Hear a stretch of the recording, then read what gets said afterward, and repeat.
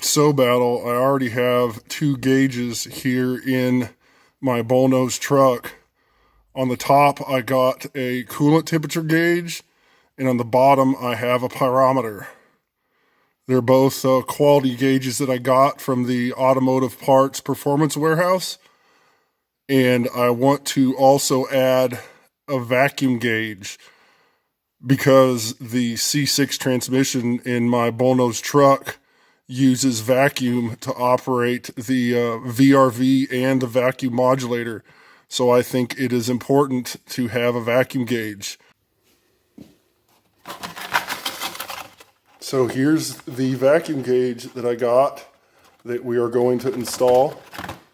I used my tape measure, and the pods that I manufactured were from this PVC pipe that I got at the local hardware store, and they're about 4 inches long. So what I'm going to do is we'll go ahead and open up this vacuum gauge, and I'll show you that it's going to fit in this PVC pipe pretty much perfectly. Now it's going to open. And you can see the brand. You know what brand it is anyways because of the colors. So I got some hardware and instructions. Now, I've read online that this vacuum hose is pretty cheapy, so I'll probably keep this for a later project. So I got plenty of quality vacuum hose from the auto parts store. 2 nuts. 2 lock washers, and already I can tell that the gauge is loose. Yep, there went the other nut. There went the other lock washer.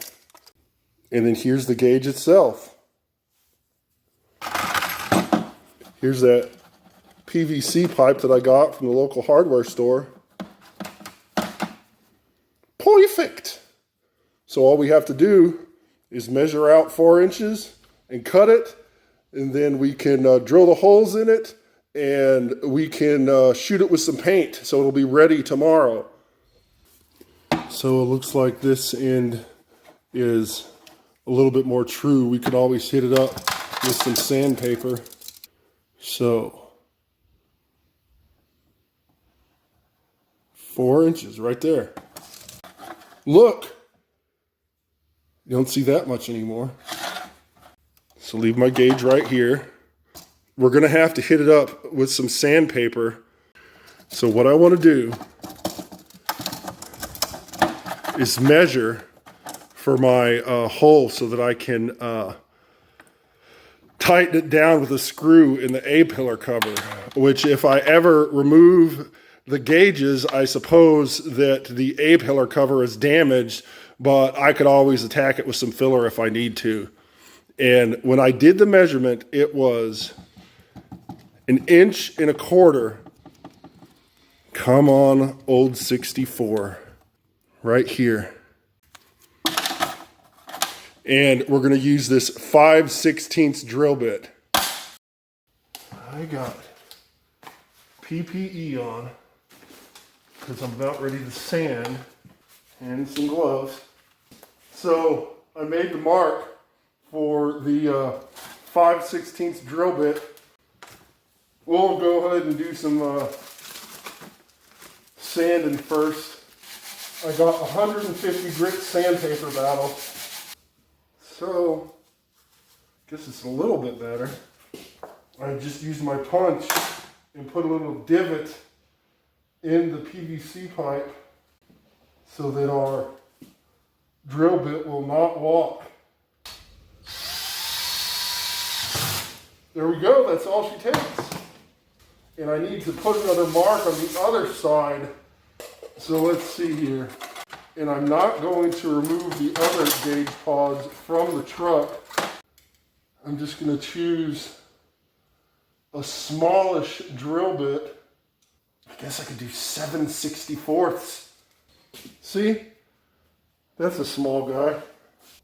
There we go. Make a divot. There we go. She's going to go in right like that. So we'll go ahead and hit the surface of the PVC pipe with some sandpaper. All right, she's ready for paint.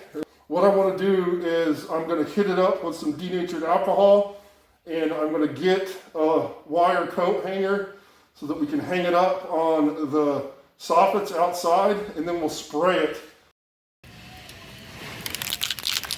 All right, Battle. I got the metal coat hanger, and we got the gauge pod up there, the PVC pipe, and actually you can hear me rattling this rattle can. It's plastic paint, so hopefully it works. It's the same brand, the same batch as the stuff I used previously. Let's get this gauge pod painted.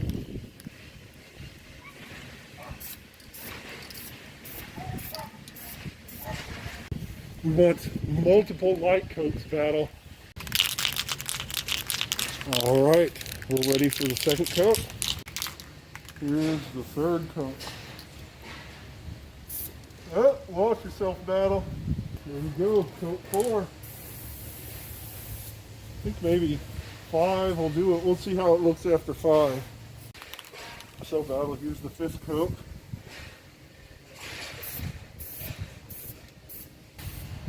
So she looks pretty good with 5 coats. I think I'm going to go ahead and let her tack up a little bit more. Maybe I'll put a 6th on just for good measure. All right, this is the 6th and final coat.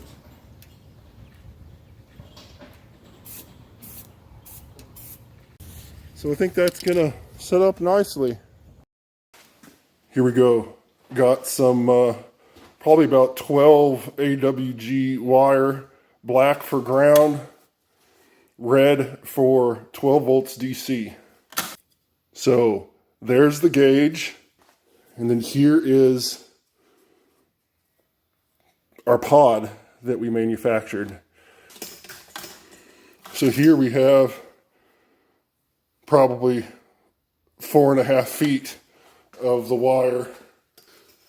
The gauge is going to be on the A-pillar, and then 12 volts DC needs to go down to about where the fuse panel is. Now, ideally, these leads should be soldered. Got my heat gun. I don't like this little pigtail here. It's too small. There we go. All right, we have some vacuum hose right here. So go ahead and put it on, and it's plenty long enough, which I think what I'm going to have to do is run the vacuum hose through the firewall to the vacuum manifold on the firewall above the passenger's head. And then that'll let us know how she's running. This black wire for my ground is a little bit smaller than the red wire. We'll go ahead and use red on this. Yeah, I tell you, Battle, the leads on this vacuum gauge are sort of flimsy. And it is a name brand gauge. I guess she'll work. We'll get her together yet. All right, let's try to get this pigtail done. Give it a little tug just to make sure. Perfect. All right, now actually we need to fish the wires through our gauge pod and the vacuum hose. And we want to feed it like this right here. Come on, old 64. There we go. We're going to put our screwdriver in right here, and then we're going to put the screw through this little hole here. And I dug around in my parts bin for all these extra screws, and I think I'm going to use this guy. This is the same screw, the same kind of screw that's securing my other gauges. So there will be at least 1/8 of an inch going into the A-pillar cover. So let's go ahead and go to the truck and get the gauge installed. I started the screw right there. that was quite the pain in the butt. But now she's ready to affix to the A-pillar.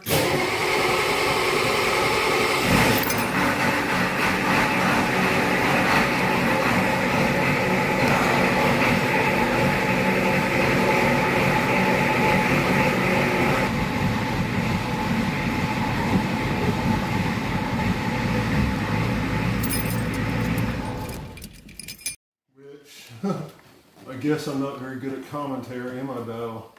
We got this wire loom along the door jamb done. And it's just barely big enough. This red wire right here that's peeking out is the 12 volts DC for the vacuum gauge. But it'll work. Alright, we have ground and 12 volts DC to the vacuum gauge, the vacuum hose. Get you a better shot and we'll go ahead and wire these up. Here is vacuum hose off of the manifold with a reducer right here, battle. This is the vacuum hose that goes through the firewall and up to the vacuum gauge. And that vacuum gauge is hooked up now. Here's the 12 volts DC and the ground wire that goes up to my vacuum gauge.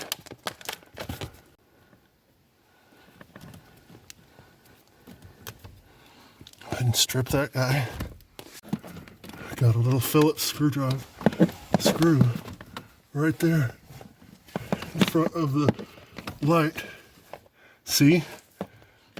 It's a little screw that provides a ground for this lamp.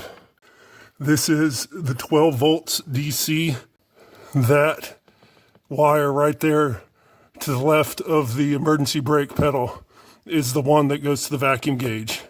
So I'm going to plug this guy into the daggone fuse panel. So now our vacuum gauge is hooked up. Let's give it some glow plug.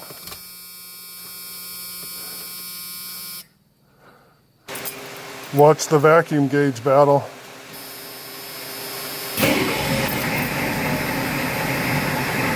She works. 21 inches of vacuum. Thanks for helping me out today, battle. Make sure you check out one of these other videos I did on my bullnose truck in the past. And I'll see you next time, battle.